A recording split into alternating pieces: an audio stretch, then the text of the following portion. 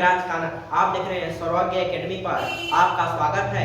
तो आज का मेरा टॉपिक है चक्रवृद्धि ब्याज यानी थोड़े से हाई लेवल का। तो चलिए कैसे अब इसको लगाते हैं, सिंपल से तरीका है जो आप लगा सकते हैं। तो चलिए इस बार क्या दे दिया है, पी आपको दे दिया है, पी कितना है 1000 रुपए, ठीक।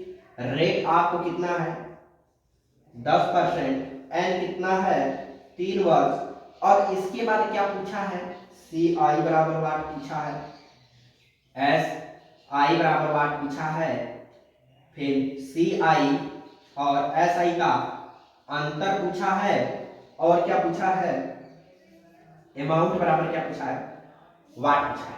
तो चलिए इसको सिंपल से तरीका है लगाने को, आप कोई भी मेथड से लगा सकते हैं लेकिन आंसर एक ही आता है। चलिए अब देखते हैं कि कैसे लगेगा। कैसे लगेगा हमने बता चुके हैं कि इसका मान कितना होता है 1/10। अरे जी पहले 2 वर्ष था तो यहाँ पर 3 वर्ष है, तो इसको हम कई बार लिखेंगे 3 बार लिखेंगे ना, यहाँ 3 बार लिख दीजिए। कितना हुआ 1000, ठीक। 3 है तो 3 से 3 निकालेंगे। अब 1000 का यहाँ पर 1000 का 1/10 निकालेंगे, कितना आएगा 100 आया, ठीक। अब 100 का 10 निकालेंगे, 100 का 1/10 निकालेंगे, वाह भाई वाह कितना आया 10 आया। अब क्या निकालेंगे 10 का 1/10 निकालेंगे, 1 आया, ठीक। अब देखिए क्या पूछा है, पहले चक्रवृद्धि ब्याज पूछा है। चक्रवृद्धि ब्याज में पूछा है तो चक्रवृद्धि ब्याज जब पूछता है तो है पूरा लेते हैं, क्या करते हैं पूरा लेते हैं। कितना हुआ 331 भैया, वाह भाई वाह 331 हो गया। अब गुणे मूलधन कितना दिया है 1000 दिया है।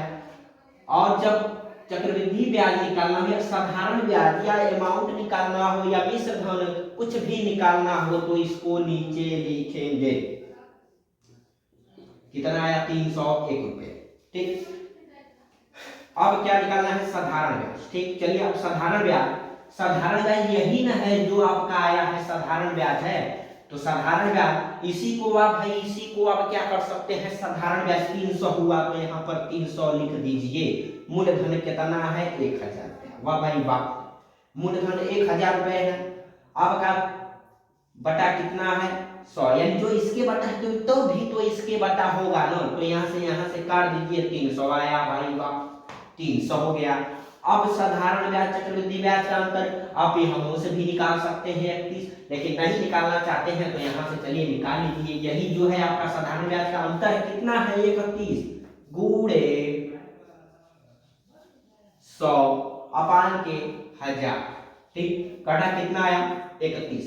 आप यहाँ से भी अंतर निकाल सकते हैं, कितना आया अंतर कितना गया 31, यहाँ से भी खट से लिख सकते हैं। अब इसके बाद मिश्र धन जब निकालेंगे 331 तो ये था 331 में 1000 जोड़िए, 331 में 1000 जोड़ेंगे तो 1331 गुणे 1000 मूलधन दिया था हमने, मूलधन कर दिया।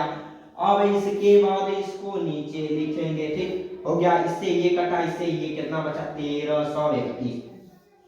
आपका क्या आया आंसर है, ये अमाउंट आया, ये चक्रवृद्धि ब्याज साधारण ब्याज का अंतर आया, ये साधारण ब्याज आया और ये आपका चक्रवृद्धि ब्याज आया। उम्मीद करता हूं कि आपको समझ में आया होगा। अब मिलते हैं नेक्स्ट वीडियो के साथ अगले टॉपिक के साथ, यानी उसमें सीखेंगे 3 वर्ष का चक्रवृद्धि ब्याज कैसे निकालेंगे, मूलधन कैसे निकालेंगे, ठीक। तब के लिए इतना ही, थैंक्स।